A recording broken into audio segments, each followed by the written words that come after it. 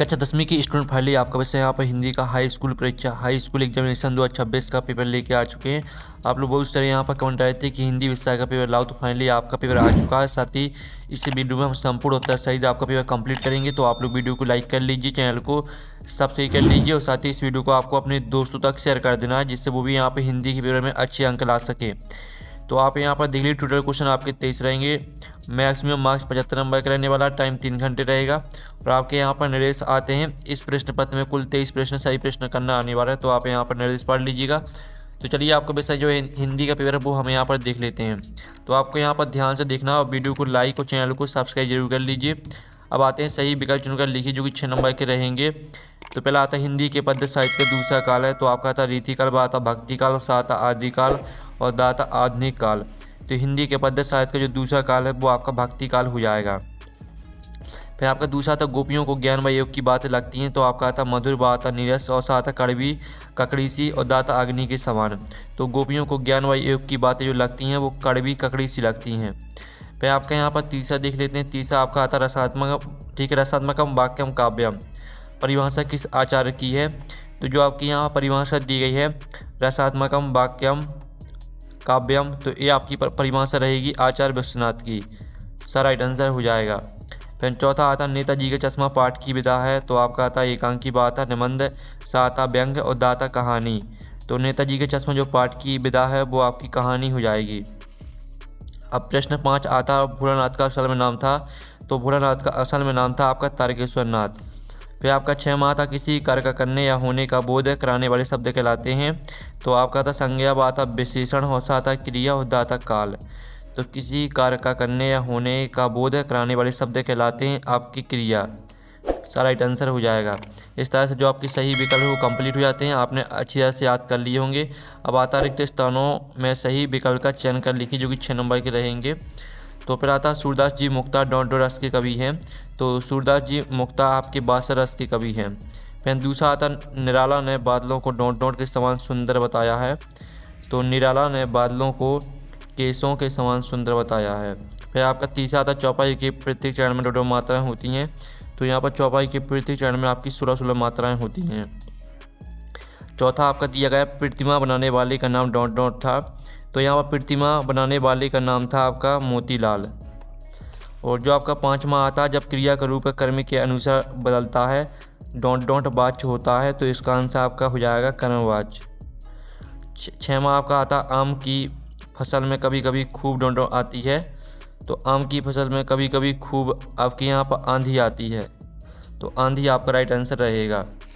आपके रेगिस्तान कंप्लीट हो जाते हैं। आप प्रश्न 3 आता सही जोड़ी बनाकर लिखी, जो कि 6 नंबर की रहेंगी। स्तंभ आवबा में आपकी सही जोड़ी दी गई हैं। पहली आती है उत्साह कविता, तो उत्साह कविता को आपको सूर्यकांत त्रिपाठी निराला से मैच कर देना है, ठीक है, पहली। और जो दूसरी आती है कामायनी, कामायनी को आपको महाकाव्य से मैच कर देना है। तीसरी आती कैप्टन चश्मे वाला, तो इसको आपको प्रतिमा पर चश्मा से मैच कर देना है। चौथी आती त्रिभुवन में समास है, तो यहाँ पर इसका उत्तर हो जाएगा द्विगु समास है। फिर 5वीं आती माता का अंचल, तो इसको आपको शिव पूजन सहाय से मैच कर देना है।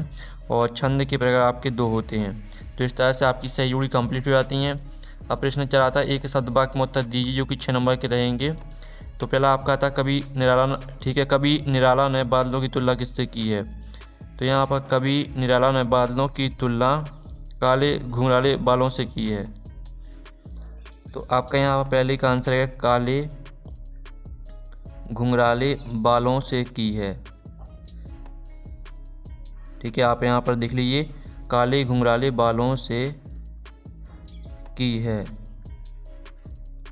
और जो आपका आता किस समास में प्रथम पद प्रधान एवं अव्यय होता है, तो इसका आंसर आपका अव्यय भाव हो जाएगा, ठीक है। अव्ययी भाव आपका यहाँ पर राइट आंसर हो जाएगा,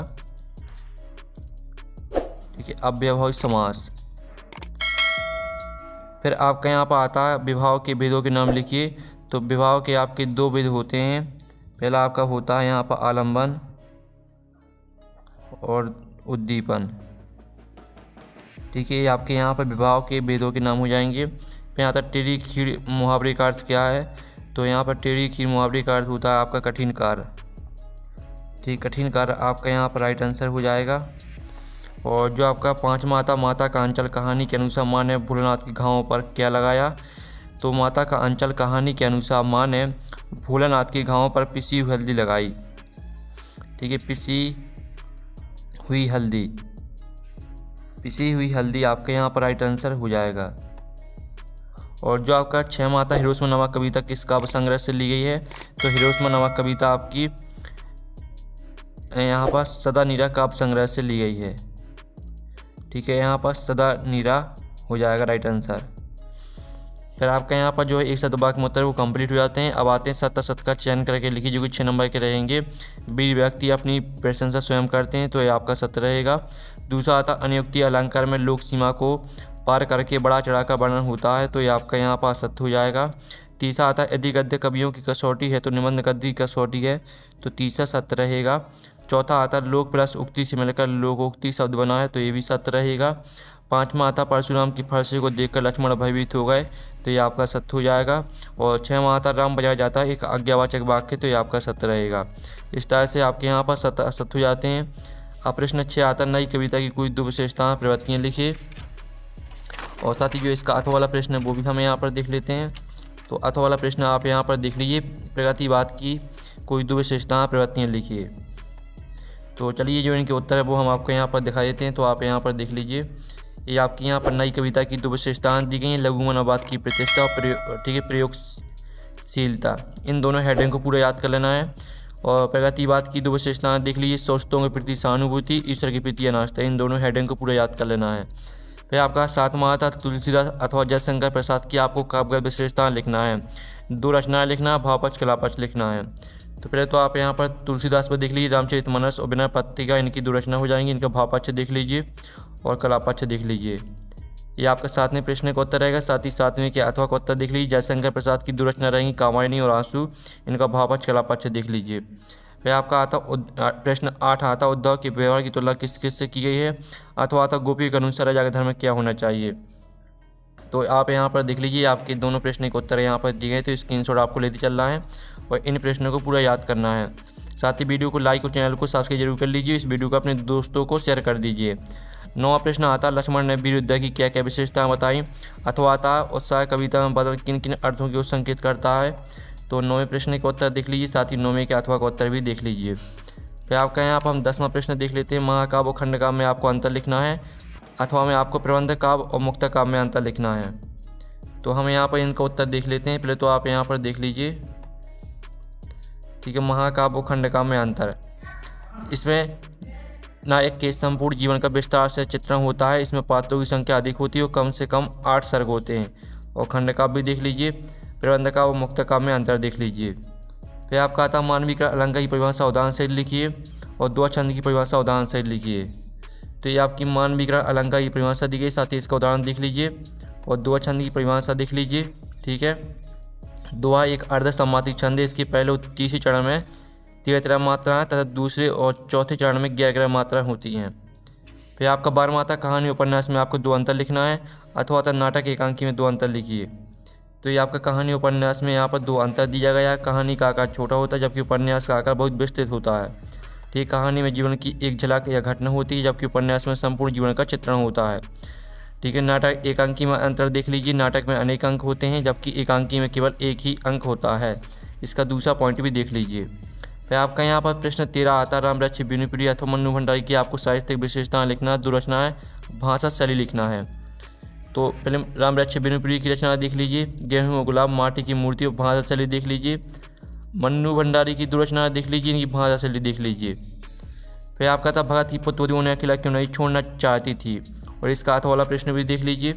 तो ये आपका 14वें प्रश्न का उत्तर रहेगा और साथ ही आपका 14वें के अथवा का उत्तर रहेगा। फिर आपका 15वां प्रश्न आता सेनानी न होते हुए भी चश्मे वाले को लोग कैप्टन क्यों कहते थे। साथ ही इसका जो अथवा वाला प्रश्न वो आप यहाँ पर दिल्ली वास्तविक अर्थों में संस्कृत व्यक्ति किसे कहा जा सकता है। तो इन दोनों प्रश्न के उत्तर हमें यहाँ पर देख लेते हैं। आपके ये आपका यहाँ पर 15वें प्रश्न का उत्तर रहेगा, ये आपका 15वें के अथवा का उत्तर रहेगा। फिर आपका 16वां आता निम्नलिखित वाक्यांश के लिए आपको एक शब्द लिखना है जो सभी को स्वीकार हो, जिसे बांटा ना जा सके। और अथवा वाले में आपके मुहावरे दिए गए हैं, 1 और 11 होने इनका आपको अर्थ लिखना, वाक्य में प्रयोग करना है और गागर में सागर भरना। तो चलिए आप 16वें प्रश्न का उत्तर देख लीजिए। आपके वाक्यांश के लिए एक शब्द जो सभी को स्वीकार हो तो उसे आपका श्रवण कहते हैं, और जिसे बांटा ना जा सके उसे अविभाज्य कहते हैं। मुहावरों का अर्थ और वाक्य प्रयोग भी देख लीजिए। एक और एक गहरा होने का अर्थ होता है संगठन में शक्ति होना, ठीक है। और इसका वाक्य प्रयोग देख लीजिए। और गागर में सागर भरना, थोड़े से बहुत अधिक कहना, और इसका वाक्य प्रयोग भी देख लीजिए। फिर आपका सत्रमाता भूलनाथ अपने साथियों को देखकर सतर्कना क्यों भूल जाता है, अथवा गंतों को मेहनत कर बादशाहों का शहर क्यों कहा गया है। तो 17वें प्रश्न का उत्तर देख लीजिए, और ये आपका 17वें के अथवा का उत्तर रहने वाला है। फिर आपका हम 18वां प्रश्न देख लेते हैं। 18वां प्रश्न दिया गया आपका काव्यांश, जिसमें आपको उदा तुम अति बढ़वागी इस तरह से दिया गया। इसकी आपको संदर्भ प्रसंग व्याख्या लिखनी है। अथवा वाला भी देख लीजिए। तो ये रही आपकी संदर्भ प्रसंग व्याख्या, ठीक है। और साथ ही अथवा वाला उत्तर भी देख लीजिए, संदर्भ प्रसंग व्याख्या। फिर आपके यहाँ पर 19वां क्वेश्चन आता है, जो कि आपका गद्यांश दिया गया, तो इसकी भी संदर्भ प्रसंग व्याख्या लिखनी है। मूर्ति संगमरमर की थी, इस तरह से दिया गया। साथ ही इसका अथवा देख लीजिए। तो चलिए इनकी संदर्भ प्रसंग व्याख्या देख लेते हैं। ये जो आपकी दिया गया था मूर्ति संगमरमर की थी, तो इसकी संदर्भ प्रसंग व्याख्या देख लीजिए, और अथवा वाले का उत्तर भी देख लीजिए, संदर्भ प्रसंग व्याख्या। फिर आपका यहाँ पर 20वां था, मेरे जीवन के लक्ष्य विषय भी एक अनुच्छेद लिखिए। इसका जो अथवा वाला प्रश्न है वो भी हम यहाँ पर देख लेते हैं। दो मित्रों के बीच परीक्षा की तैयारी पर एक संवाद लिखना है आपको। तो चलिए पहले तो हम यहाँ पर मेरे जीवन के लक्ष्य विषय पे अनुच्छेद देख लेते हैं। आपका अनुच्छेद यहाँ पर दिया गया है, और दो मित्रों के बीच परीक्षा की तैयारी पर संवाद देख लीजिए। फिर आपका 21वां प्रश्न आता है, जो कि आपका अपहृत काव्यांश दिया गया है। तो पूछे गए प्रश्नों का उत्तर आपको देना 4 नंबर का रहेगा। पहला प्रश्न आता है, उपरोक्त काव्यांश का शीर्षक लिखिए। आप अपने देश को प्यार क्यों करते हैं। उक्त काव्यांश का भावार्थ लिखिए। अथवा में आपका यहाँ पर गद्यांश दिया गया, तो इसके भी 3 प्रश्न हैं। तीनों प्रश्नों को देख लीजिए। उपरोक्त गद्यांश का उचित शीर्षक लिखिए। उपरोक्त गद्यांश में वर्णित व्यक्ति के गुणों का वर्णन अपने शब्दों में कीजिए, और उपरोक्त गद्यांश का सारांश लिखिए। तो चलिए हम इन सभी प्रश्नों का उत्तर देख लेते हैं। पहले तो आप 21वें प्रश्न के तीनों प्रश्नों का उत्तर देख लीजिए, साथ ही अथवा वाले का उत्तर भी देख लीजिए, ठीक है। फिर आपका यहाँ पर 22वां प्रश्न आता है, अपने जिले के जिलाधीश को ध्वनि विस्तार केंद्रों पर प्रतिबंध लगाने हेतु आवेदन पत्र लिखना है, ठीक है। तो ये आपका 22वें प्रश्न का उत्तर रहने वाला है, ठीक है। आपका 22वें प्रश्न का उत्तर रहेगा, साथ ही आपका 22वें के अथवा का उत्तर रहेगा। 23वें प्रश्न में आपको निबंध लिखना है, तो निबंध आप अपने मन से कर लेना, ठीक है। इस तरह से आपका हिंदी का पेपर कंप्लीट हो जाता है। हम नेक्स्ट वीडियो में मिलते हैं। Thanks for watching.